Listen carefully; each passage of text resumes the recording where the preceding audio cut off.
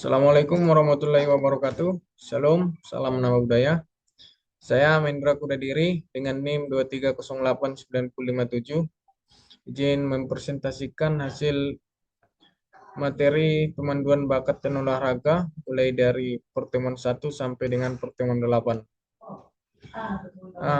Sebelum memulai presentasi ini, ada baiknya saya berterima kasih kepada dosen pengampu Bapak Dr. Fuad Mukhtarsyab, SPD, MPD, yang dan Ibu Dr. Lija SSI MPD.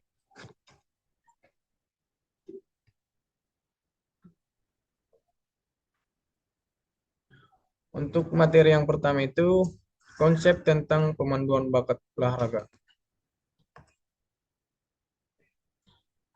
Pemanduan bakat olahraga adalah proses tematis dalam mengidentifikasi dan menyeleksi individu yang memiliki kemampuan fisik, teknik, dan psikologis yang sesuai dengan kebutuhan suatu cabang olahraga tertentu.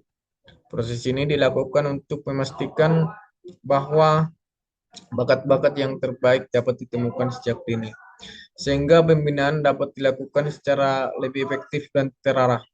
Dalam banyak kasus, atlet-atlet berprestasi di tingkat nasional dan internasional telah melewati proses pemanduan bakat yang matang sejak usia dini.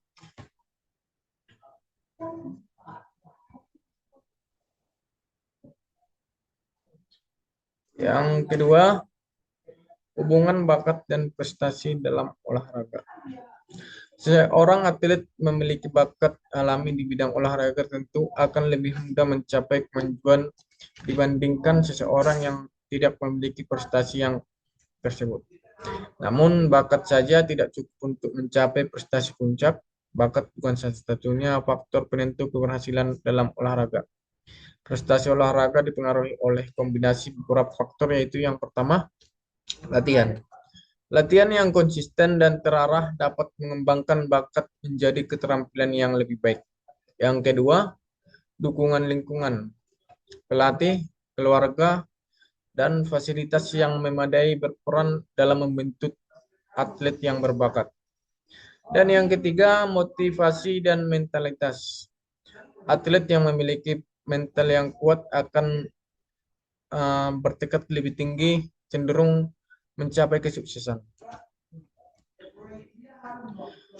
Yang materi selanjutnya, tantangan dalam pemanduan bakat dan olahraga. Tantangan dalam pemanduan bakat olahraga meliputi beberapa aspek, mulai dari identifikasi potensi atlet hingga pengembangan yang sistem yang efektif. Yang pertama itu tantangannya identifikasi bakat yang akurat. Yang kedua, pengembangan sistem pemanduan bakat. Yang ketiga, pendukung dan implementasi program. Yang keempat, pemanduan bakat. Dan yang kelima, aspek psikologis dan adaptasi. Materi selanjutnya itu faktor-faktor yang mempengaruhi prestasi. Faktor-faktor yang mempengaruhi prestasi merupakan pendidikan merupakan aspek yang memegang peran penting dalam kemajuan setiap bangsa. Sudah seharusnya jika dunia pendidikan perlu dicermati dan menjadi fokus perhatian pemerintah dalam meningkatkan sumber daya manusia yang berkualitas. Di sini ada dua faktor yang mempengaruhi prestasi, yaitu yang pertama, faktor yang berasal dari dalam diri pembelajaran yang meliputi faktor-faktor fisiologis dan faktor-faktor psikologis. Dan yang kedua, faktor-faktor yang berasal dari luar diri pembelajaran yang meliputi faktor-faktor sosial dan faktor-faktor non-sosial. Pengaruh faktor internal terhadap pencapaian prestasi. Kemampuan memori, kemampuan matematika, kemampuan analisis, kecerdasan intelektual, kebiasaan dan motivasi belajar. Kemampuan memori dalam sempit merupakan kemampuan untuk menerima, menyimpan, dan mengeluarkan kembalinya kesan-kesan yang pernah diterima.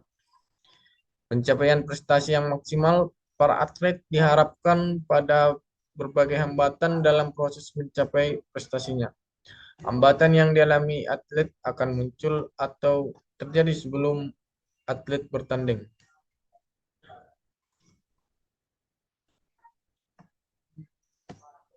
Yang selanjutnya itu faktor eksternal yang dapat mempengaruhi prestasi. Faktor eksternal yaitu faktor yang ada di luar individu itu sendiri, antara lain dari lingkungan, lingkungan keluarga, faktor lingkungan sekolah, dan faktor masyarakat. Yang pertama itu faktor keluarga. Siswa yang belajar akan menerima pengaruh dari faktor keluarga berupa cara orang tua mendidik, relasi antara anggota keluarga, suasana rumah tangga, dan keadaan ekonomi keluarga. Dan yang kedua, faktor sekolah. Faktor sekolah yang mempengaruhi belajar ini mencakup metode mengajar, kurikulum, relasi guru dengan siswa, relasi siswa dengan siswa, disiplin sekolah, pelajaran dan waktu sekolah, standar pelajaran, keadaan gedung, dan metode pembelajaran. Yang selanjutnya, yang ketiga, faktor masyarakat. Masyarakat merupakan faktor eksternal yang juga berpengaruh terhadap belajar dan prestasi siswa. Pengaruh itu terjadi karena keberadaan siswa dan masyarakat. Kegiatan siswa dalam masyarakat dapat menguntungkan terhadap perkembangan pribadinya.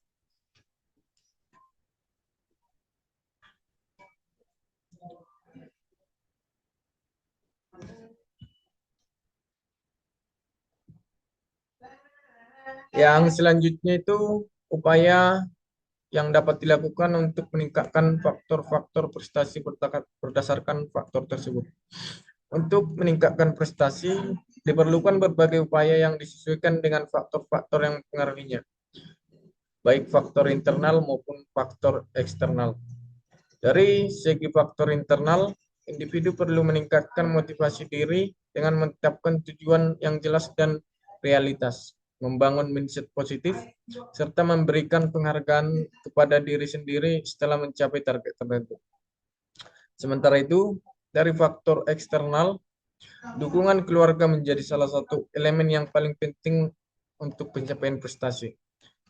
Komunikasi yang baik antara anggota keluarga, perhatian orang tua, serta suasana rumah yang kondusif dapat membantu seseorang lebih fokus dalam belajar ataupun berlatih.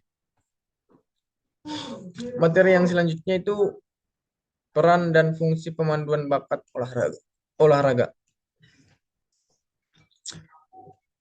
Pemanduan bakat olahraga adalah proses pencarian anak berbakat untuk cabang olahraga. Yang selanjutnya jika dilatih secara terstruktur untuk mengidentifikasi individu yang memiliki potensi dalam bidang olahraga diharapkan dapat meraih pencapaian yang lebih tinggi. Peran pemanduan bakat olahraga di dalam dunia olahraga itu yang pertama mengidentifikasi atlet potensial. Yang kedua, menempatkan atlet pada cabang olahraga yang tepat. Dan yang ketiga itu mengoptimalkan proses pembinaan atlet dan meningkatkan prestasi kompetensi nasional dan internasional. Dan yang selanjutnya, fungsi pemanduan bakat dalam pengembangan atlet. Di sini ada 3 fungsinya. Yang pertama itu identifikasi potensi atlet sejak dini.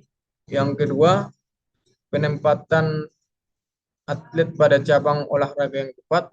Dan yang ketiga itu mengoptimalkan program pelatihan dan pembinaan dan meningkatkan efisiensi dalam pembinaan atlet.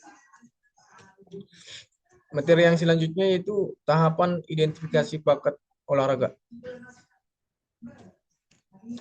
Pengamatan umum dan scanning merupakan tahapan awal dalam proses identifikasi bakat olahraga yang bertujuan untuk menjaring individu dengan potensi alami dan bidang olahraga tertentu. Tahap ini dilakukan pada cara mengamati kemampuan dasar seseorang dalam berbagai aspek fisik, motorik, dan psikologis sebelum mereka masuk ke tahap seleksi lebih lanjut. Pada tahap ini, pengamatan dilakukan secara langsung oleh guru olahraga, pelatih, ataupun tenaga ahli yang berpengalaman. Dalam pengamatan umum, beberapa aspek utama yang diperhatikan meliputi koordinasi gerak, kelincahan, keseimbangan, kecepatan reaksi, serta daya tahan fisik.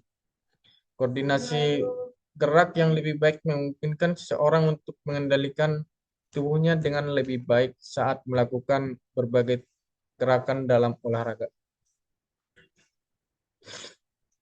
Tahapan seleksi fisik dan tes dasar.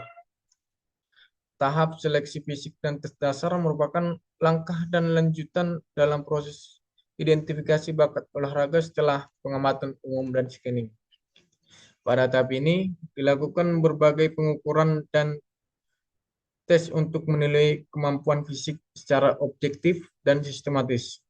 Dilakukan pula serangkaian tes fisik yang bertujuan untuk mengukur kemampuan motorik dan daya tahan tubuh.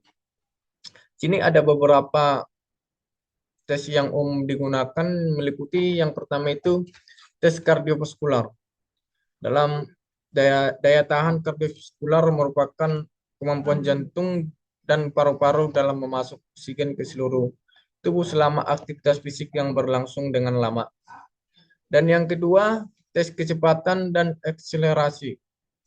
Kecepatan sangat penting dalam banyak cabang olahraga seperti sepak bola, atletik, dan bola basket. Dan yang ketiga, tes kelincahan dan koordinasi kelincahan.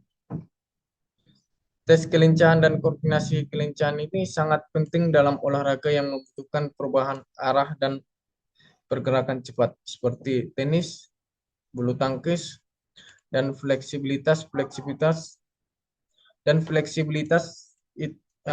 yang dimaksud dengan fleksibilitas yaitu faktor penting dalam beberapa faktor cabang olahraga seperti senam, bela diri, dan renang. Yang selanjutnya, tahap evaluasi psikologis dan mental. Tahap evaluasi psikologis dan mental merupakan bagian dalam proses identifikasi bakat olahraga. Atlet memiliki motivasi tinggi cenderung lebih disiplin, berusaha berusaha keras dalam latihan, dan mampu menghadapi tantangan dengan semangat dan pantang menyerah. Motivasi dalam olahraga dapat bersumber dari faktor internal, seperti keinginan untuk menjadi juara ataupun kecintaan terhadap olahraga, serta faktor eksternal seperti dukungan dari keluarga, pelatih, dan dukungan pengelolaan stres. Emosi menjadi faktor penentu dalam performa atlet. Dalam dunia olahraga, tekanan tinggi sering sekali muncul dari ekspektasi pelatih, keluarga, maupun dari diri sendiri. Atlet yang mampu mengelola stres dengan baik akan tetap tenang dalam situasi sulit dan mampu mengambil keputusan yang tepat dalam kondisi tekan. Teknik seperti latihan pernapasan, meditasi, dan visualisasi sering digunakan dalam pelatihan psikologis untuk membantu atlet mengelola tekanan emosi mereka. Sekian hasil presentasi dari saya. Adapun kesimpulan dari presentasi saya yaitu bakat olahraga merupakan potensi alami yang dimiliki seseorang untuk berprestasi dalam bidang olahraga. Prestasi olahraga dipengaruhi oleh faktor internal seperti latihan fisik, mental, dan motivasi, serta faktor eksternal seperti pelatih, fasilitas, dan dukungan lingkungan. Pemanduan bakat olahraga berperan penting dalam menemukan dan mengarahkan potensi atlet secara tepat dan terencana. Proses ini dilakukan melalui tahapan identifikasi yang meliputi penyaringan, pengujian, analisis, penempatan, dan evaluasi berkala agar pembinaan atlet menjadi lebih efektif dan optimal. Sekian hasil presentasi dari saya. Bila ada tutur kata yang salah, saya minta maaf. Saya Mendra Kuda Diri dengan NIM 2308957, izin pamit undur diri. Terima kasih.